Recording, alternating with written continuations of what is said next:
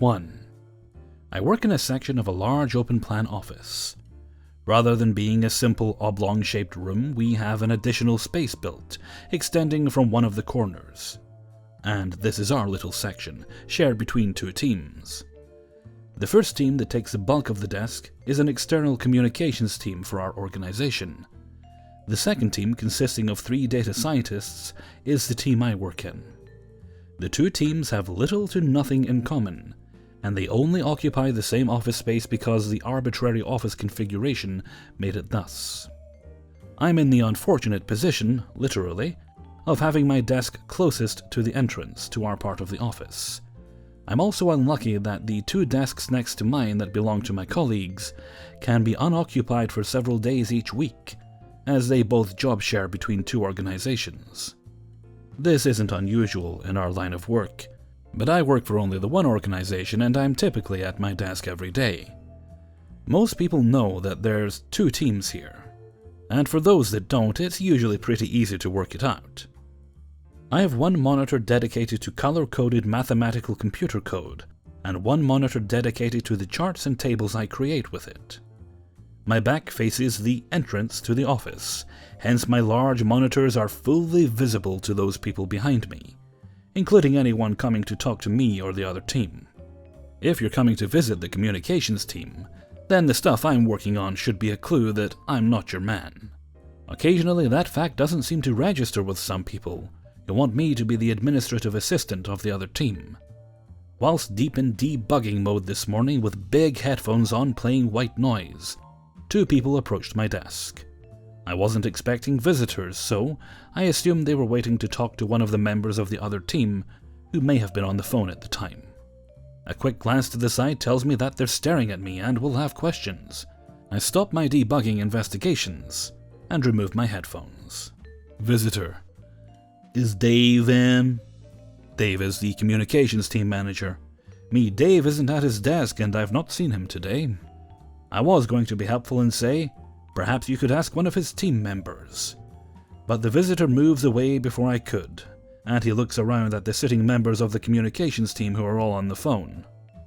I take my chance to dive back into my mundane coding for the morning and replace my headphones. The visitor continues to look around before returning his gaze in my direction and tries to ask me another question. But he stops himself mid-sentence when he realizes I've replaced my headphones. Headphones come off again. Me. Yes? Visitor. Annoyed. You're not part of the comms team, are you? Me. With a Cheshire Cat-esque smug grin appearing all over my face. No. Visibly annoyed with the situation, the visitor moves closer to the other members of the communications team and waits for them to finish their telephone calls before dealing with his request. I'm delighted. My purposely blunt demeanor may have annoyed him, but it was his fault for making assumptions in the first place. 2. This tale of idiots in the wild takes place in the wilds of the North Island of New Zealand. The historical reenactment communities here are varied, intense, and dedicated to their time periods. There are medieval reenactors who meet annually for medieval fairs, including jousting. World War I and II reenactors who meet for the very large 3-day combined armistice camp in November. That include English, German, American reenactors, tanks, and all kinds of amazing army gear. Those are called the gunpowder reenactors, who usually complain about the escalating cost of blanks and bullets that curtail the rat-a-tat-tat of their fun by restricting them to a certain number of blanks each due to cost. These gentlemen are generally well behaved, but can occasionally be seen, in the early morning, drunk in the grass, where their mates quickly grab them and hide them in their tents, so as not to disgrace the rest of their unit. As opposed to the gunpowder crowd, and usually camped within hailing distance, are the camps of the sword and shield people. The Roman reenactors fall mostly into 2 groups. Those with a deep interest in history, who spend time in Roman tunics and balteus, discussing things like, why did Caesar dismiss his bodyguard and get killed? What would have happened if he had conquered Parthia? Is using a speed lacing on our Larica segmentata as authentic as doing up each leather tie separately, etc.? The other section of the Romans are the young guys who just want to get into the sag or chainmail and bash each other with a gladius for a bit. But they always follow the rules, which includes no head blows. The Norse, on the other hand, like to have a go at each other and tend to ignore the rules, trying to prove how fierce and badass they are. They also tend to be stoners at night, which is a curious mixture of pot by night and hairy, angry leather and pelt-clad aggression by day. They give us evil looks and do not like the Romans in general. The king is trying to organize his men to build him a drinking hall. So far that hasn't happened. The Roman captain has built himself a nice Roman temple in his backyard, complete with mosaics. One day when two of the Norse were having a go at each other, another Norse decided to give the women a hard time. These ladies usually do a great deal of work around camps, setting up, providing food and cooking over open campfires in period dress, sometimes with their little ones. Well, this aggressive Norse started belittling one lady, calling her fat and in the way, and shoved her. One of the Norse men took exception to this immediately and belted the offending oaf in the face, giving him a huge black eye. Then the husband of the Norse lady came tearing across the field. He had heard that his wife was being misused and grabbed the oaf and belted him in his other eye. With two large black eyes, he has earned the name Panda. Well, Panda has not learned his lesson. In a recent Norse battle, he took on a very large, strong Norse fellow, who was charging him in full gear, and contrary to the no-head blow rules, attacked him in the helmet with a spear. The spear caught the edge of the visor, tossing off the helmet. The enraged, helmetless man then proceeded to headbutt Panda. 3. Back in the days of landlines, my home number was one digit different from that of a widely recognized airport shuttle company, with its number advertised all over its vehicles, and the number was spelled out as a catchphrase, a la 555 van ride, making it even more likely to be misdialed by people hunting and pecking for the corresponding numbers. So I used to get a ton of wrong numbers, and I would explain what happened, the callers would thank me and hang up. Sometimes I got hesitant answering machine messages. My outgoing message was a standard, "Hi, this is Lady, I'm not here. Please leave a message." And I figured the callers would just realize that since A, it sounded like a residence, and B, nobody called them back, they would check the number and figure it out. But one day I came home to about a dozen messages from one woman, in escalating degrees of rage. "I need a ride to the airport. Please call back to confirm. This is the second, third, fourth, fifth time I've called. Nobody has returned my call. If you don't get back to me, I'll be forced to go to your competitor. Is this how you treat your customers? I've been trying to reach you all day. This is no way to run a business. How do you expect to stay in business when you don't respect your clientele? You are about to lose a customer. This is unacceptable. How am I supposed to get to the airport?" Etc. I'm not sure exactly why I did it. Maybe because I was so shocked that this woman would take the time and make the effort to call a shuttle company over and over again. I live in New York City, and even back in those days, there were dozens of other ways to get to the airport, to bitch them out. Maybe because I was sincerely worried that she might so commit herself to rage calling that she missed her flight out to pure ordinariness. And probably most of all, to make her feel like a dumbass. But I actually called her back, and it went like, "Ma'am, you've left me several messages about arranging a ride to the airport." "Finally! Your customer service is terrible, and you can forget it because I already called one of your competitors." "But ma'am, this is not the shuttle company. This is a private residence." "You're in the business of driving people to the airport, and yet you're too irresponsible to return a phone call." "But this isn't a business. You called my apartment. I'm just a regular lady living in an apartment." "I needed a ride to the airport, and no one got back to me all day." "That's because you called the wrong number. This is just somebody's house. I just got home from work and heard all your messages." "Well, it's the worst treatment I've ever had. You've lost my business permanently." "I'm not a shuttle company. This is not a business. I don't even have a car. I can't take you to the airport. This is no way to run a business! I could tell about 10 seconds into it that she knew exactly what she'd done, but she'd built up such a head of steam throughout the course of the day and practiced all her ranting that she just could not accept reality and had to let it all out. Plus, there seemed to be some weird element of saving face or something.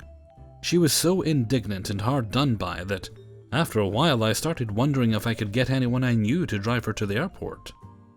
Like she was somehow just willing me into becoming a shuttle company. 4. This happened last week, and the entitlement and rudeness finally broke through my retail-oriented brain. A Led Zeppelin tribute band was playing in a nearby city, and I, being a Zepp head for over 30 years, I had to grab tickets and check them out. Now when I go to a concert, I go all out. I'm wearing a leather biker jacket, a Zeppelin shirt, red flannel shirt, an Axl Rose-style red bandana, a black utility kilt and combat boots. I'm decked out, with long hair and a beard, and look nothing like a Disney character. This becomes important soon. So myself and a couple of friends decide to go check out a new steakhouse at a local mall, not too far from the venue. And it's quite tasty. Good meat, good beer, everything a self-described Yeti was stuffed down his gullet. We've still got a few hours to kill before the concert, so I decide to go wander the mall for a bit, while my friends check out GameStop and Hot Topic. Me? I head towards the Disney store. I'm shameless in my love of Disney, having even worked at Walt Disney World for a couple of years when I was less scruffy.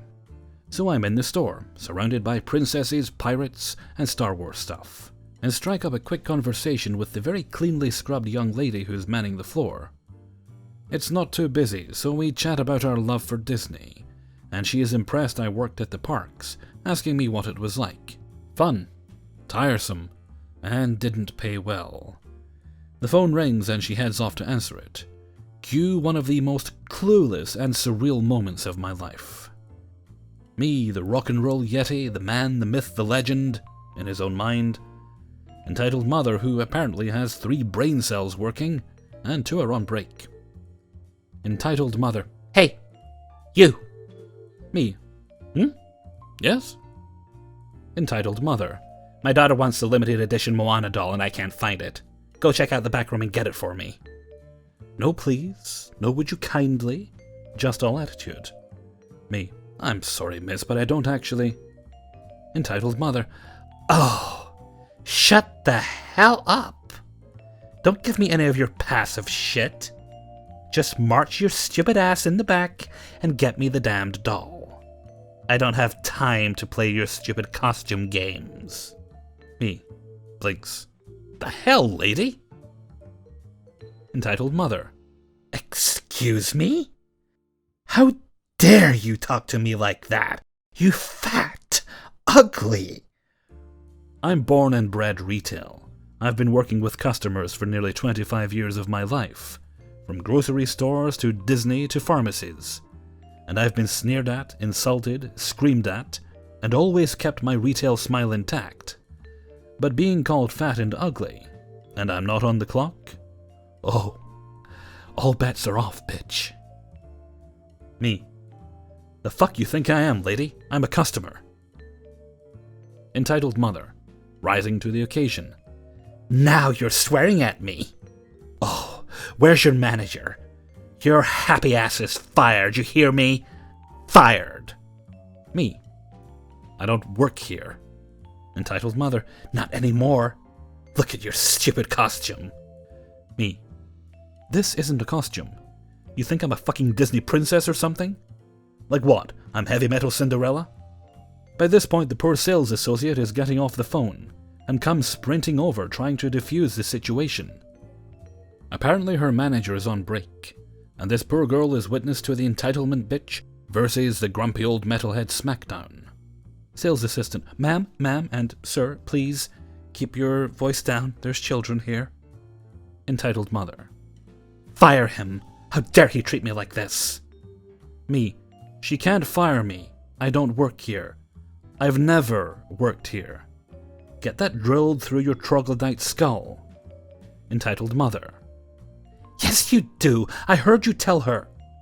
Me, brain shifts gears. Wait, that I used to work for Disney? That was at Walt Disney World, not here. Florida, Ohio. Big frickin' difference, lady. Okay. I'm sorry for yelling, but you... Entitled Mother. So you come in here impersonating a Disney character, and you start screaming at me. Oh, I'm getting security.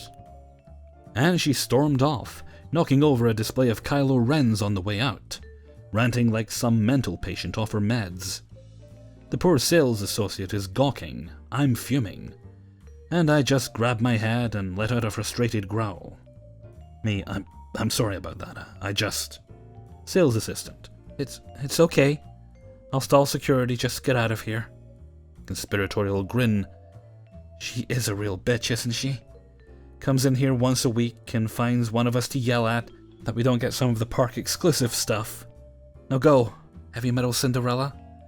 I took off, going the opposite direction of where the entitled mom went, and exited the mall, texting my friends that I'd be at the car. Had to smoke a few cigarettes to calm myself. I honestly felt bad. I normally don't explode on people like that. But seriously, what a bitch. P.S. Get the Let Out is awesome. 5. Thought I'd share a little story with you that happened to me in 2013. At the time, my then girlfriend, now wife, was about to move into my apartment. I was between 2 jobs and figured I could do some touch-ups, install a lamp she wanted to hang in the living room, and do other small reparations and replacements that were due anyway.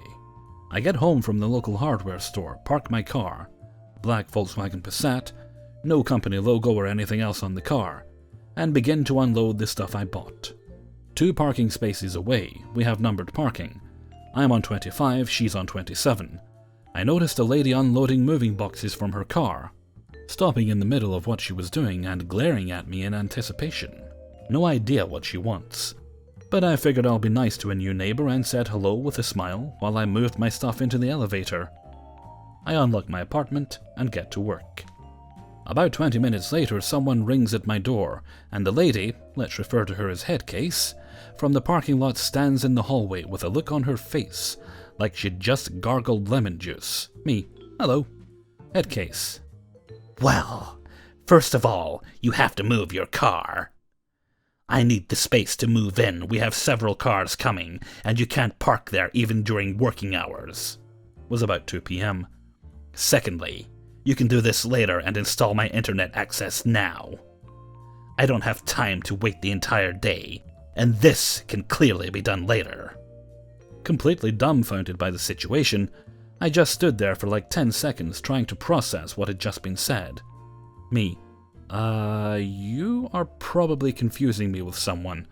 I have no idea what... Headcase. Young man. I was 33 at the time, but I'll take the compliment. Don't take me for an idiot. You'll get down to my apartment right now and set up the internet. The kids are cranky enough from the movie, and you can return and do whatever it is you're doing up here later. Still trying to process what the fuck is going on. Me, ma'am, I'm pretty certain there's a mistake here, Headcase. Young man. You do what I say right away, or I'll make sure you'll regret this. I'm going to inform your boss what an unwilling and unfriendly employee you are. I'll have you fired if you do not install my internet access right away. Me, ma'am, listen to me.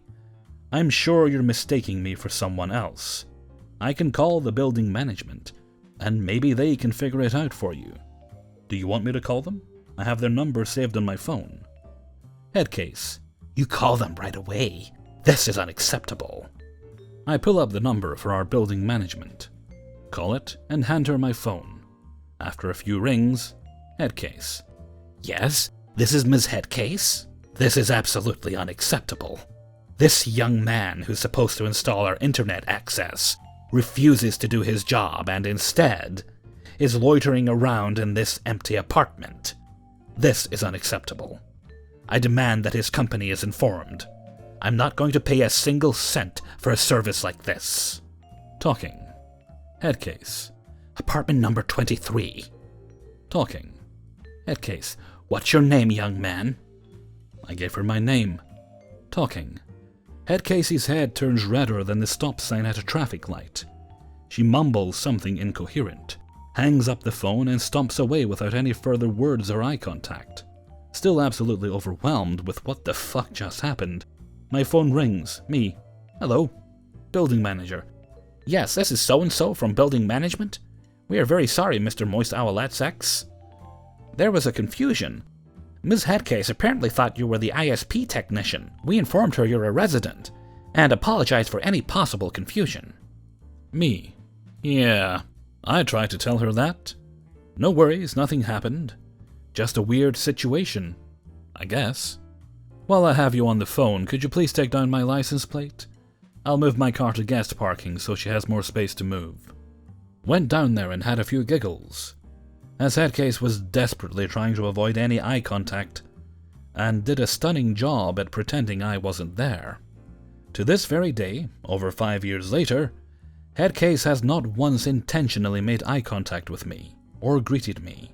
My wife and I made a somewhat petty tradition out of this, by greeting her in a comically nice way every time we greet her in the parking garage. What makes it a million times better is when her husband is with her, who always greets back with a little smirk on his face. He knows.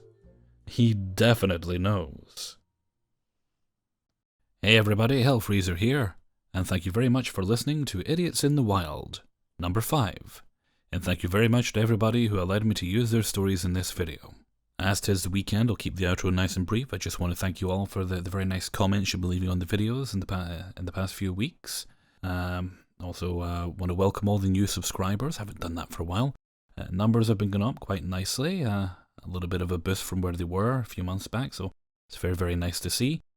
And I think I'll keep it there and head off, because I just heard the little air fryer beep there, so that means my sausages are ready. So until next time, thank you very much for listening, and take very good care of yourselves.